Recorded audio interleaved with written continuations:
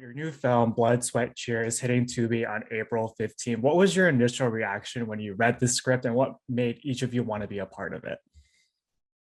Oh my gosh. Right out of the gate. Tammin, if you don't mind, I'll go with this first.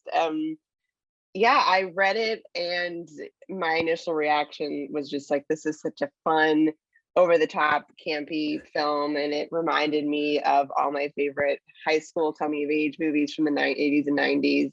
And it just really, I thought it would be a great character exploration for whoever Mm. we ended up casting, because it is such a fun role to play. And so I was immediately just like, yes, like let's go. So yeah. I remember reading it, I have been very lucky in the last year that most of the movies that I've done have been offers. And you think that that's a wonderful opportunity, and it is, but a lot of the times the things that you get offered are things that you would never do. So when you first get the offer, you're like, okay, let's really see what this is about. And like from the minute I read it, I felt like I could inject some kind of life into this character. And sometimes you read something on the page and it is a great character, but you feel like you wouldn't do it justice.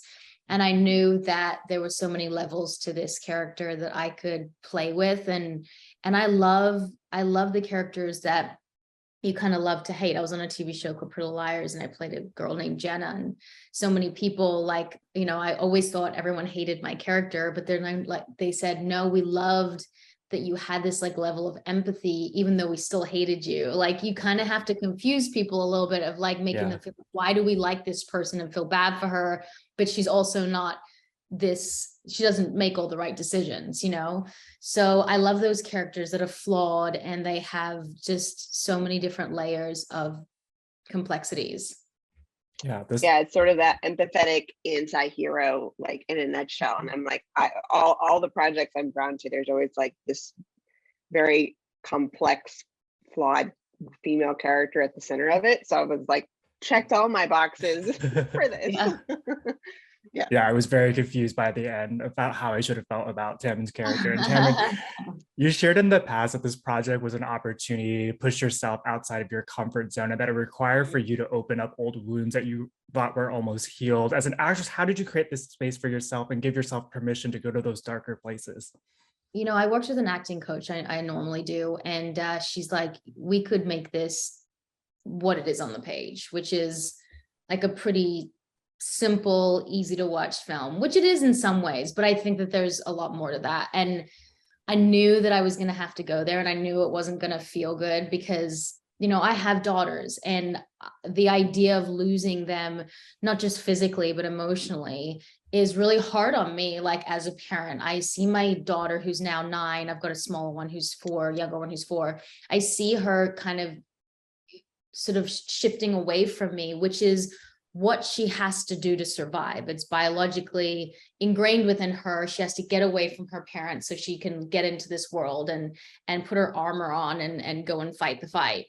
And I had to go into that feeling of like, what is it like to let go? And imagine that, I've had a lot of therapy, so I can let go in a way that doesn't feel good, but is healthy. What about if you came from a background in a place where you were never seen and you were always invisible and you never mattered and you never achieved the goals and the dreams that you wanted to? What does that look like? What does that feel like when you have a daughter that is a part of you that is doing so much better than you, that is so much better than you? What are those emotions that it brings up? And she was never, this character, I believe, she was never seen. She had talents, whatever they may be, whether it was dancing or other things, and she never got to reach that full potential.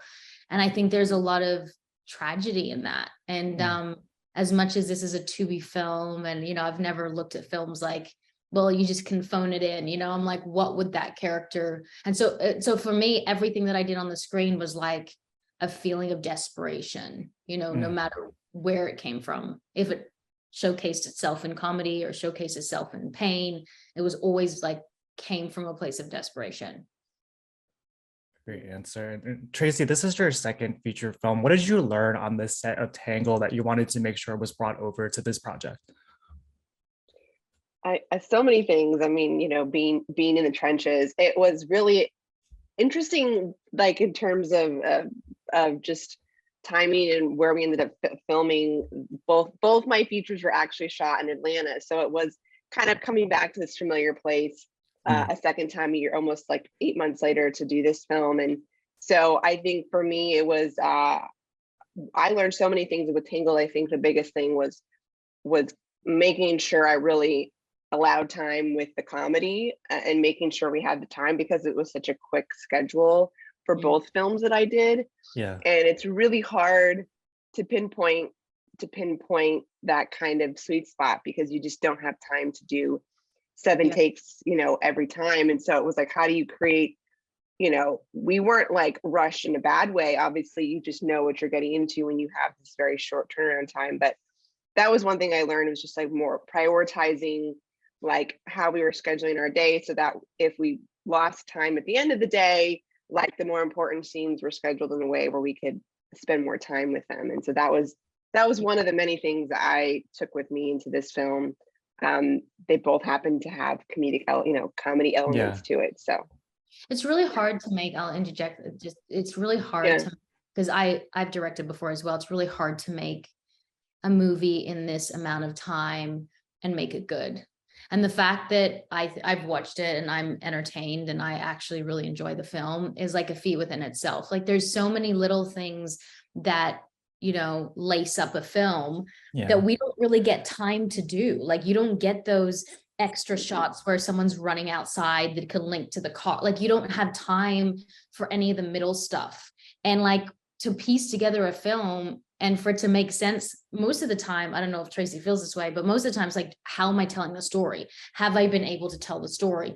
And you don't get time for bells and whistles, and you don't get time for like really cool shots that you want to do. And it's just about making something, like the base of making it. And then I think Traci was able to make it so much more. And like, that's why I think there's so much potential for her in the future, because to make something like this on a shoestring budget, imagine, what she could do, or what could happen if like we had even 30% more, Yeah. So I think people don't understand how hard it is to make a film in general, and then how hard it is to make a film that actually makes sense, and like in less than 3 weeks. And it was like crazy. 15 days, and we had no time to learn dances, and we had no, but that's just, that's this type of film, that's the model for this film. Yeah, for sure. Yeah. Perfect segue to this next question. But Tammin, in addition to the incredible work that you've done on the screen, you've also written, produced, and direct. How have your experiences behind the camera impacted the way that you approach your work as an actress and interpret characters and scripts, and vice versa? Yeah, I know a little too much to be dangerous, but also not enough. Like that's my problem. I'm a very controlling person. So like in general, just giving that over to someone is like a big deal for me. I think I directed something for Sony a while ago. I like 10 episodes of a show. And I realized that like when I'm acting, you really have to think, you can't be 100% in your character. You always have to be 20% out. You always have to be thinking like, where is my light?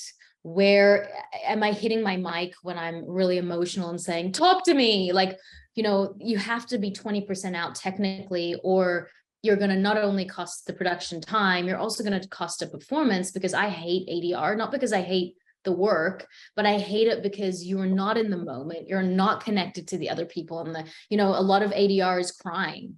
And I find that really frustrating, because you're in an ADR, like fake crying, when you're on camera, really crying, and you're like, oh, you're trying to get into it. And it feels fake to me. So you always have to be like, by being a director or a writer, more so a director or a producer, I'm always thinking like, is this going to screw up production, where I'm standing, what I'm doing? Am I, moving am I not going to match? Like, it's weird to be in a scene and you're crying over something, but going, okay, on this word, I have to tuck my hair back because it's not going to match the other angle.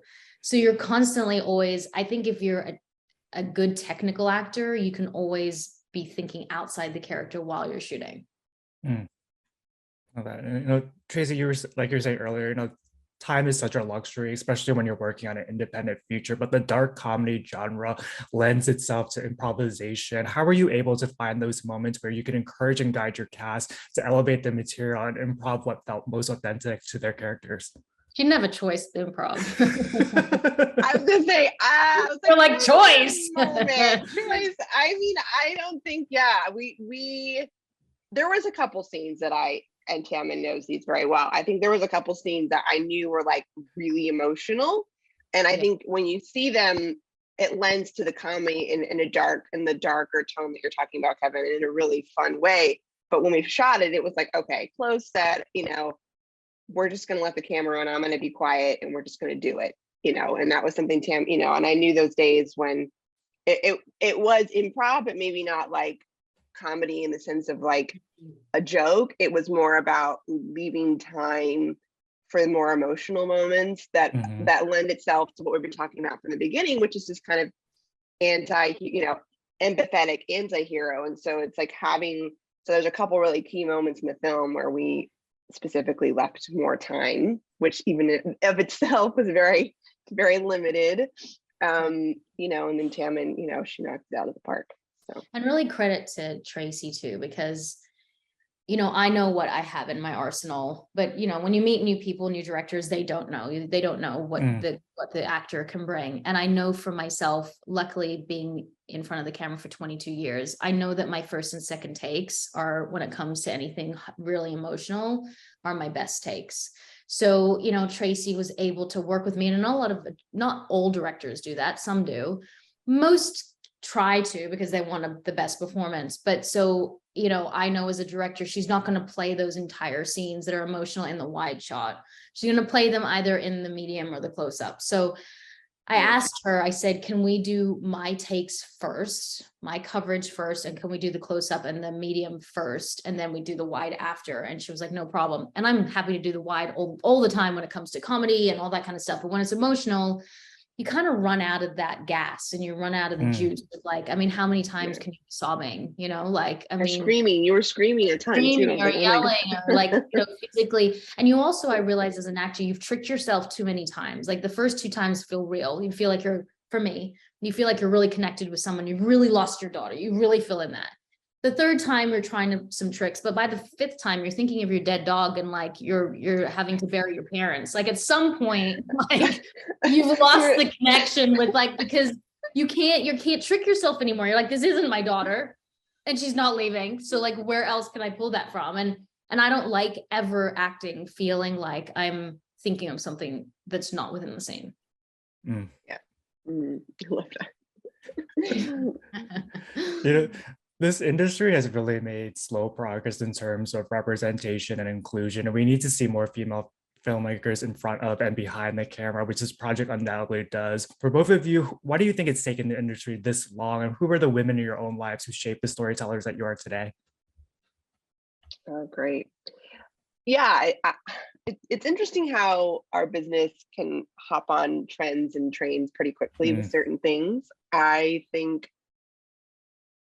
a lot of things are just like swept under the rug for so long. And I'm sure Tammin and I can both speak to just, there was I spent a decade on set, before I was directing production designing. And I think I worked with 2 female directors in that entire decade. So I think there was just this lack of opportunity. And, the people that were the gatekeepers that were making those decisions were either not thinking about it or were just going back to their well of contacts that they had worked with and maybe weren't open-minded to new fresh voices. And so that's changing now and the conversation shifted. I don't think it is where it needs to be yet. I think there's still a lot of room to grow. In terms of the women that have influenced me that are in my life, I'm really inspired by Martha Coolidge. She's an incredible director. She's a mentor of mine. I met in film school and she's made movies like Real Genius and Valley Girl with Nicolas Cage, and has just really been my champion. And if I'm ever in a situation where I feel, like I need that support or that extra person to talk with, I can give her a call. And it's just like been such a beautiful relationship to have that support from another woman who, is there cheering me on. That's one of many, obviously, not just directors, there's other women in my life that have also, inspired me. My mom, obviously, that's a bit corny, but you know, I think there's, you know, just role models and people that have helped me and supported me to get to where I am today. So I think that the issue, I'm like such an activist in so many ways. I've been to like so many rallies in the last week. I think that the problem is that the gatekeepers are mainly males. And I think that that is one of the biggest issues. I think that women need to be elected into higher positions who are making more decisions. And I think that is one of the biggest issues that we face, you know, and I'm not anti-men. I have a husband. I love men a lot, but they have so many opportunities, always have. And we just haven't. We're definitely on the lower scale in everything. There's still wage disparity. Like we still are being paid less. I think it's still 80%. And I'm raising 2 girls, and I just like, I don't put up with any of it. And I think it's getting the jobs, but it's also women putting their hands up and not feeling afraid that their voice is not worth anything. I've been in many writers' rooms, and when I put my hand up to say something, no one really listens, you know, because I'm like one of the only females.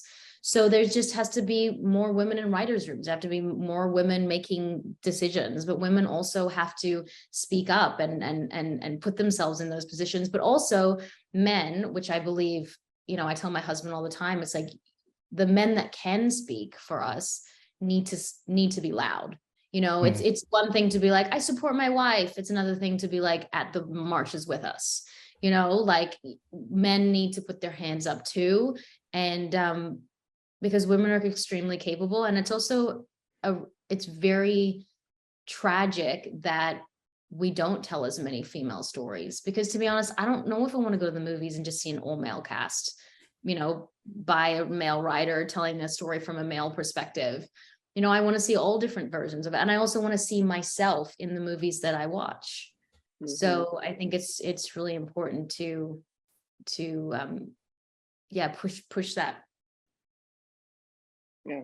And I think as women having, you know, supporting one another too within that community, because ultimately it's a business and it's a competitive nature. And because it's been so selective and so hard to get certain positions, it's super competitive. So it's like, I'm not going to say that I've never had resistance from women in positions of power. So it is unfortunate. I want to keep the conversation going. And I want to, as women, mentor other women who are rising up and the same that I'm looking to be, you know, like better myself and mentor through other women too. So I think it's, you know, it's just changing that landscape, you know, having that. Because you're right. I don't fully believe that women support women. We have these great, you know, we say it loud and proud, we support other women, but I think we've been trained to compete, you know, and we've been trained. The most negative comments that I've ever had on any of my social media is women who judge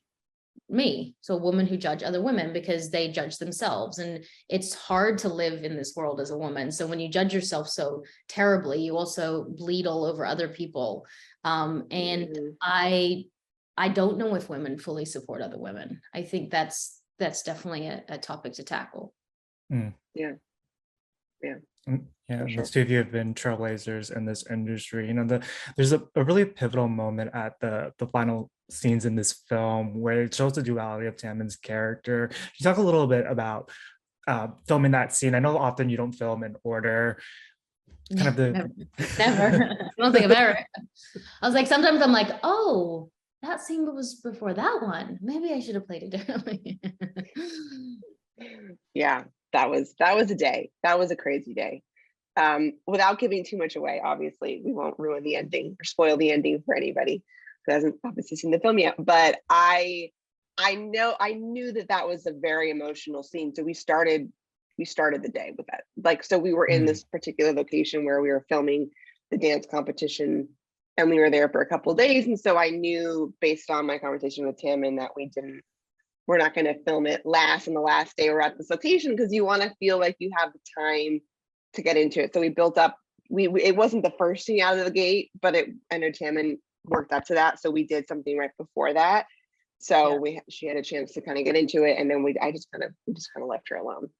Yeah, I was like a weird animal on like ready to kill. Like I was just walking around, like no one was allowed to me. It's weird because I pride myself on being a pretty nice, open, loving person.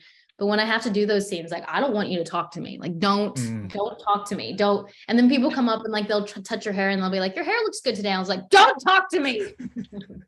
Like, I don't want to feel good. I have to feel terrible. I have to feel uncomfortable. Like, I don't want you to be nice to me. So I think people were like a little shocked, and then, you know, it was method for a day. But you were lovely. I think that, yeah, I mean, by all means, it's like, you know, everyone has a different way into whatever it was. But that particular moment I knew was the most difficult because it was such a mix of heartbreak and, you know, obviously fulfilling a dream, but also potentially losing your daughter, and sort of all these sort of mixed emotions and how to deal with it. And Tim, and I know that, I mean, you did it with such grace, and obviously it was just, you know, knowing what you needed to pull that off. And it's hard to ever watch that stuff because it never feels when you watch it back how bad it felt inside. Do you know what I mean? Yeah. Like when you watch it, you expect that you're gonna just like feel that pain again, and you don't. So it's really hard to watch that stuff back because you're like, I don't feel anything. The audience will definitely feel the pain. And, you know, this film tackles so many universal themes. Was there one in particular for each of you that hit home? Mine was loss, you know. And that means so much to me. I didn't even have to really, that beginning scene, I didn't really have to do much preparation for, because like my 9-year-old is already pulling away from me. You know, it's people don't tell you that when you become a parent, every year you lose the kid that you knew. So it's like my 4-year-old is not the same child as she was when she's 2. She's not going to be the same next year. So you're losing a version of who they are every year. So it's like so much loss. Like, yes, positive is so much gain, and I get that, but you never have that. You never have that person that you were in love with. It's now a different person you're in love with, you know? And there's just so much loss in parenting that just no one, you never even think about that. You think about all the great things, which it is great too, but there's just a lot of letting go, you know? For me, I really identified with a loss of a dream. And for me, you know, I played professional, like club soccer for a long time. Ended up, I thought that was going to be my dream, and filmmaking wasn't even in the picture at the time when I was young, but it ultimately changed due to some health issues that I had when I was younger. And I think, so I just like knowing that, you know, obviously in Renee, our main character's case, it was a lot more extreme, and there was no plan B for her character. It was just this one thing, you know, fulfilling this crushed dream. But in my case, I ended up finding something I loved even more. So in my case, it was a bit of more of a happy ending. But I definitely identified with her struggle and feeling, you know, am I enough? Am I good enough? You know, adequate enough? And those are things I think as artists, I'm sure Tammin and I, you know, it's like, it's hard to, you put so much of yourself into something. There's this sense of vulnerability and all the work that we both do. And so, you know, it's hard not to take that personally and, you know, keep pursuing those dreams and not getting hard on yourself about it. So those are some of the themes I felt in the film, you know, reflected in my life for sure. Yeah. I got one final question for the two of you. Outside of this project, where can fans see you next?